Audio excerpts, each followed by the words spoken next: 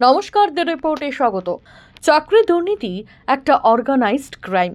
চলতে চলতে ভুল হয়ে গেল এই রকম নয়। দেশ তথা রাজ্য জুড়ে চলা 2024 লোকসভা নির্বাচনের মধ্যে বাংলার বুকে অত্যন্ত জ্বলন্ত সমস্যা হচ্ছে নিয়োগ। প্রচারের মাঝেই সাংবাদিকদের মুখোমুখি হয়ে নিয়োগ দুর্নীতি প্রসঙ্গে বারংবার সরব হতে দেখা গিয়েছে দমদম লোকসভা কেন্দ্রের বাম প্রার্থী সুজন চক্রবর্তীকে। এবারও যার অন্যথা হলো না। কি বললেন তিনি, শুনবো। চাকরির দুর্নীতিটা একটা অর্গানাইজড ক্রাইম। এটা চলতে চলতে দুটো ভুল হয়ে গেল এরকম না, বরং অন্যায় করব, ভুল করব, টাকা নেব, লুট করব, তার মতন করে এসএসসি চেয়ারম্যান ঠিক করব, তার মতন করে সরকারের কাজকর্ম ঠিক করব, তার মতন করে এই সমস্ত নিউমেরারি পোস্ট করব, তার মতন করে নম্বর কম বেশি করাবো, তার মতো করে একটা ব্ল্যাকলিস্টেড কোম্পানিকে দায়িত্ব দেবো। এসব কে করেছে? এসএসসি করেছে। এসএসসি চেয়ারম্যানকে কে নিয়োগ করেছেন? মুখ্যমন্ত্রীর পরামর্শক্রমে শিক্ষামন্ত্রী নিয়োগ করেছেন। তাহলে এটা একটা অর্গানাইজ ক্রাইম করার জন্য হয়েছে, সেটা আরেকবার স্পষ্ট হয়ে গেল। কথোপকথন এসএসসি চেয়ারম্যান নাইসারকে দিচ্ছেন চিঠি, এবং কি আছে যে এদের নাম্বার কম আছে, এদের নাম্বারটা বাড়িয়ে দিন, কারণ ওদের কাছে টাকা নিয়েছেন, এবং একবার না বারে বারে দফায় দফায়। শুধু নাইসার ব্ল্যাকলিস্টেড কোম্পানিকে চিঠি দিয়ে নাম্বার বাড়াতে বলেছেন দুর্নীতি করার জন্য। এসএসসির পক্ষ থেকে এটুকুই না, আমি আপনাদের দেখাতে পারি। এই হচ্ছে সেই চিঠি। এটা এর আগে সবাই জানেন। Balaji solutions, the West Bengal Central School Service Commission. চিঠি দিচ্ছেন কে? চিঠি দিচ্ছেন চেয়ারম্যান এসএসসি। কাকে দিচ্ছেন? বালাজি সলিউশনসকে। কি বলছেন? একেবারে স্পষ্ট বলছেন যে এই সমস্ত নথিপত্র যেগুলো আছে, এসএসসি পরীক্ষার সমস্ত নথি to be destroyed and disposed. যেদিন চিঠি দিলেন সেদিন চিঠি রিসিভ হলো, পরের 3 দিনের মধ্যে সেগুলো ডিস্ট্রয় করা হলো, দক্ষিণ 24 পরগনার পাঁচিল ঘেরা কোনো জায়গায় পুড়িয়ে দেওয়া হলো।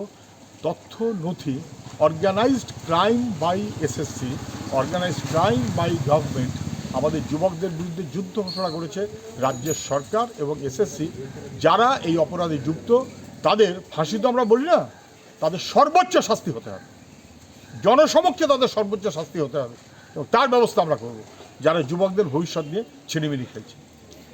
অন্যদিকে এসএসসির ভূমিকা নিয়েও ক্ষোভ উগরে দিলেন সুজনবাবু। কি বললেন, চলুন শুনে নেওয়া যাক। বলেছিল এসএসসি বলেছে আমরা কে যোগ্য তার ওকালতনামা সার্টিফাইড কপি দিতে পারবো না। সুপ্রিম কোর্টে গিয়ে বলল আচ্ছা বেশ, টাইম দিন, আমরা দিয়ে দেবো যোগ্য আর অযোগ্য। সুপ্রিম কোর্ট এগ্রি করলো, দিন। আমরাও বললাম যে এসএসসি যে হলফনামা দেবে কারা যোগ্য আর কারা যোগ্য না, সেই যোগ্যদের চাকরি যেন বহাল থাকে। হয়ে গেল কথা স্পষ্ট। কিন্তু এসএসসি অথবা রাজ্য সরকার কেউ কোনো হলফনামা দিল না। এখন বলছে না না, আমাদের যোগ্য অযোগ্য লিস্ট ভাগ করার মতন কোনো সুযোগ নেই। আমি আবারও বলছি, এসএসসি চেয়ারম্যান আর তার আগে যে কটা চেয়ারম্যান ছিল, কোমরে দড়ি পরিয়ে চাপগাতে কোর্ট আনি হাজির করতে হবে। জেনে বুঝে কোর্টকে বিভ্রান্ত করছে, মানুষকে বিভ্রান্ত করছে, যুবকদের সর্বনাশ করছে, এবং যোগ্য ছেলেমেয়েরা তাদের কাজ যে চলে গেল, যেটা চলে যাবে না, যেটা আমাদের বহাল রাখতে হবে, তার দায়িত্ব আমরা নেব। এর দায় কমপ্লিটলি রাজ্য সরকারের এবং এসএসসি, কেউ পার পাবে না। রাজ্য সরকারের একাধিক দুর্নীতিকে হাতিয়ার করে প্রচারে ঝড় তুলছেন বিরোধী রাজনৈতিক দলের প্রার্থীরা। আর রেশন দুর্নীতি, নিয়োগ দুর্নীতি, গরু পাচারের মতো একাধিক ঘটনায় যে দলের নেতারা শ্রীঘরে গিয়েছেন, আবারও তাদের ওপর ভরসা রেখে তাদের পক্ষে রায় দেবে জনতা জনার্দন, নাকি এবার খুঁটি উল্টাবে? জবাব মিলবে 4 জুন।